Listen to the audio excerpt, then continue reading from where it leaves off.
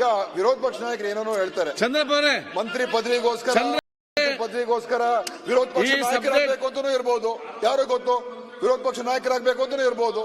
ನೋಡಿ, ಇವೆಲ್ಲ ಊಹೆಗೋಸ್ಕರ ಮಾತಾಡಬಾರ್ದು. ಇಲ್ಲಿ ವಿಧಾನಸಭೆಯಲ್ಲಿ ಊಹೆಗಳ ಮೇಲೆ ಮಾತಾಡಬಾರ್ದು. ಮಾನ್ಯ ಸಭಾಧ್ಯಕ್ಷರೇ, ರಾಜಣ್ಣ ಅವರು ಹೇಳಿಕೆ ಕೊಟ್ಟಿದ್ದಾರೆ. ಸದನದ ಪ್ರತಿಯೊಬ್ಬ ಶಾಸಕರ ಗೌರವ ಪ್ರಶ್ನೆ ಇದೆ, ಇದ್ರ ಬಗ್ಗೆ ಸಮಗ್ರವಾಗಿ ತನಿಖೆ ಆಗಲೇಬೇಕು. ಮಾನ್ಯ ಮುಖ್ಯಮಂತ್ರಿ ಇದ್ರ ಬಗ್ಗೆ ಸ್ಪಷ್ಟನೆ ನೀಡಬೇಕಾಗಿದೆ. ಪ್ರಶ್ನೆ ಅಲ್ಲ ಇದು. ಮುಖ್ಯಮಂತ್ರಿ ಹೇಳ್ಬೇಕು, ನೀವಲ್ಲ ಮುಖ್ಯಮಂತ್ರಿ ಹೇಳ್ಬೇಕು. ಯಾಕಂದ್ರೆ ಮಂತ್ರಿಗಾಗಿರೋದು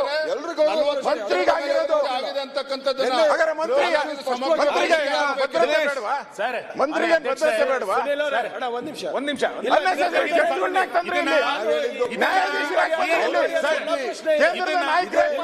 ಅನೇಕ ಗಾಡಿ ಸುದ್ದಿಗಳಿಂದ ಸಮರ್ಥನೆ ಮಾಡಿದ್ರೆ ಯಾರು ಸಮರ್ಥನೆ ಮಾಡಲಿಲ್ಲ, ಸಮರ್ಥನೆ ಮಾಡ್ತಾರೆ. ಸಮರ್ಥನೆ ಯಾರು ಕೂಡ ಮಾಡಲಿಲ್ಲ. ನಾನು ಹೇಳ್ತಾ ಇದ್ದೇನೆ ಅಂತ ಕೇಳಿದ್ರೆ, ಈ ಸದನದ ಗಾಂಭೀರ್ಯತೆ ಹೆಂಗ್ ನಡೆದಿದೆ ಅಂತ ಎಚ್ ಕೆ ಪಾಟೀಲ್ ನಮ್ಗಿಂತ ಚೆನ್ನಾಗಿ ಹೇಳ್ಬಲ್ರು.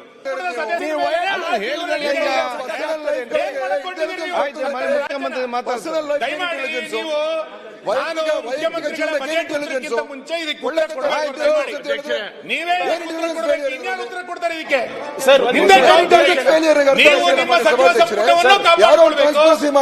ಇದಕ್ಕಿಂತ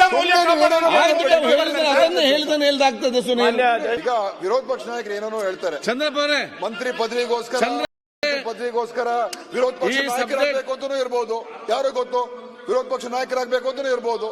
ನೋಡಿ, ಇವೆಲ್ಲ ಊಹೆಗೋಸ್ಕರ ಮಾತಾಡಬಾರ್ದು. ಇಲ್ಲಿ ವಿಧಾನಸಭೆಯಲ್ಲಿ ಊಹೆಗಳ ಮೇಲೆ ಮಾತಾಡಬಾರ್ದು. ಮಾನ್ಯ ಸಭಾಧ್ಯಕ್ಷರೇ, ರಾಜಣ್ಣ ಅವರು ಹೇಳಿಕೆ ಕೊಟ್ಟಿದ್ದಾರೆ. ಸದನದ ಪ್ರತಿಯೊಬ್ಬ ಶಾಸಕರ ಗೌರವ ಪ್ರಶ್ನೆ ಇದೆ, ಇದ್ರ ಬಗ್ಗೆ ಸಮಗ್ರವಾಗಿ ತನಿಖೆ ಆಗಲೇಬೇಕು. ಮಾನ್ಯ ಮುಖ್ಯಮಂತ್ರಿ ಇದ್ರ ಬಗ್ಗೆ ಸ್ಪಷ್ಟನೆ ನೀಡಬೇಕಾಗಿದೆ. ಪ್ರಶ್ನೆ ಅಲ್ಲ ಇದು. ಮುಖ್ಯಮಂತ್ರಿ ಹೇಳ್ಬೇಕು, ನೀವಲ್ಲ ಮುಖ್ಯಮಂತ್ರಿ ಹೇಳ್ಬೇಕು. ಯಾಕಂದ್ರೆ ಮಂತ್ರಿಗಾಗಿರೋದು ಆಗಿದೆ ಅಂತಕ್ಕಂಥದ್ದನ್ನ ಮಂತ್ರಿಗೆ ಭದ್ರತೆ ಬೇಡವಾ? ಒಂದ್ ನಿಮಿಷ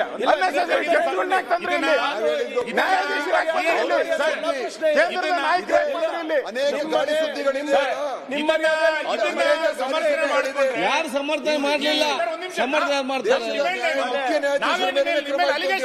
ಸಮರ್ಥನೆ ಯಾರು ಕೂಡ ಮಾಡಲಿಲ್ಲ.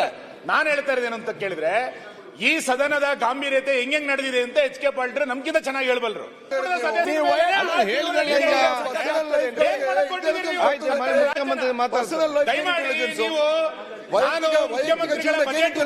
ಮುಂಚೆ ಇದಕ್ಕೆ ನೀವೇ ಉತ್ತರ ಕೊಡ್ತಾರೆ. ಇದಕ್ಕೆ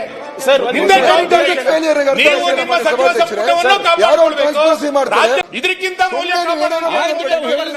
ಹೇಳ್ತಾನೆ ಹೇಳ್ದಾಗ್ತದೆ. ಸುನೀಲ್.